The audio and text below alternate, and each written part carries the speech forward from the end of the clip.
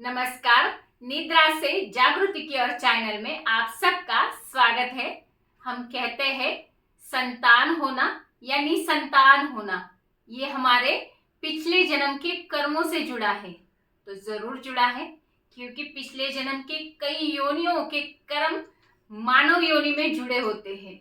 और अगर हमें संतान हुई तो वो कर्मयोगी बने, ये सबका सपना होता है। अगर वो कर्मयोगी नहीं बनी तो वो जीवन ही हमारा दुख भरा होता है। लेकिन ये सारे कर्मों के खेल होते हैं। हम पिछले जन्म में जैसे जैसे कर्म करेंगे, जैसे जैसे बर्ताव करेंगे, वैसा वैसा हमारा जीवन मनुष्य योनि में होता है।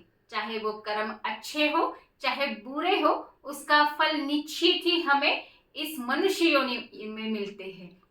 तो ऐसी ही कहानी है एक दाम्पत्य की, कि वो दोनों ही रहते थे और अपना गुजारा करने के लिए वो हमेशा ट्रेन में अमरूद और खीरा बेचे करते थे।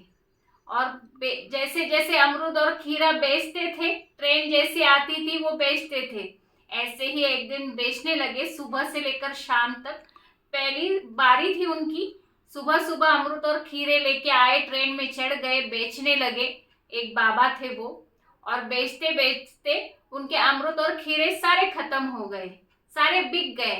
फिर से वो घर पे गए, अपने पत्नी को कहा कि आप एक काम करना और अमरूद और खीरे निकाल लेना, मैंने ज्यादा लाके रखे हैं, आप धो लेना और फिर से मेरे टोकरी में भर के रखना, मैं फिर से जा रहा हूँ बेचने के लिए।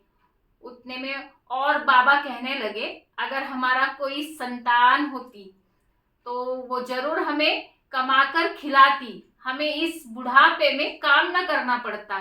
और वो अमरूद और खीरे भरते भरते टोकरी में उनकी जो पत्नी थी उसके आंखों में आंसू आ गए।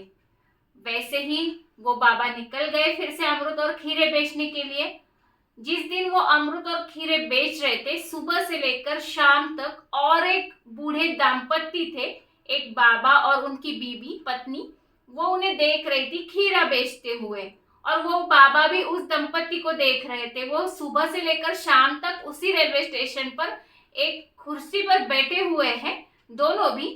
तो जैसे ही खीरे और अमरूद बेचकर उस बाबा के हो गए, तो उन्होंने पूछ लिया उस दाम्पत्य से, मैं आपको देख रहा हूँ सुबह से लेकर अभी शाम होने आई, आप यहीं पर बैठे हुए हो, कारण क्या है?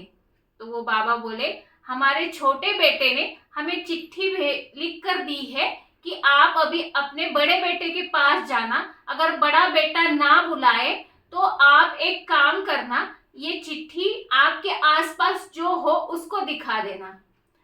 वो दाम्पत्य तो पढ़ लिख नहीं सकती थी। फिर वो चिट्ठी वो जो अमरूद और खीरा बेचने वाले बाबा थे उनको दे दी और उन्होंने कहा, ये चिट्ठी आप पढ़ लो। और वो बाबा जैसे चिट्ठी पढ़ रहे थे वैसे ही चिट्ठी पढ़कर हुई, वो बाबा अमरूद खीरे बेचने वाले बाबा जमीन पर चक्कर आके गिर पड़े। चक्कर आकर गिरने का कारण क्या था वो आगे जरूर सुनना। उस चिट्ठी में लिखा था कि मैंने तो आपको यहाँ से ट्रेन में बिठा दिया है, अगर आपका बेटा लेने ना आए या किसी को ना भेजे या कोई मैसेज ना आए, तो जो ये चिट्ठी पढ़ रहा है वो कृपा करके मेरे इस माँ बाप को वृद्धाश्रम का रास्ता दिखा देना, या सीधा वृद्धाश्रम में आप उन्हें भेज देना। ये उस चिट्ठी में लिखा था। और जैसे ही बाबा होश में आए वैसे ही वो भगवान का शुक्रिया करने लगे, कहने लगे, अच्छा हुआ आपने हमें निसंतान रखा है, ताकि हमें वृद्धाश्रम का रास्ता तो नहीं देखने को मिला। अगर संतान भी दी होती, अगर हमारे अच्छे कर्म होते तो संतान हमें अच्छा संभालती। दुनिया में हम देखते हैं सारे ही एक जैसे नहीं होते, हमारे कर्मों के अनुसार ही हमें फल भुगतने पड़ते हैं। इसलिए अगर मनुष्य योनि हमें मिली है तो जरूर हम इसी योनि में अच्छे कर्म करें, अच्छा बर्ताव करें, ताकि हमारा पूरा जीवन सुखमय बने, बुढ़ापा भी सुख शांति से अपने बच्चों में जाए।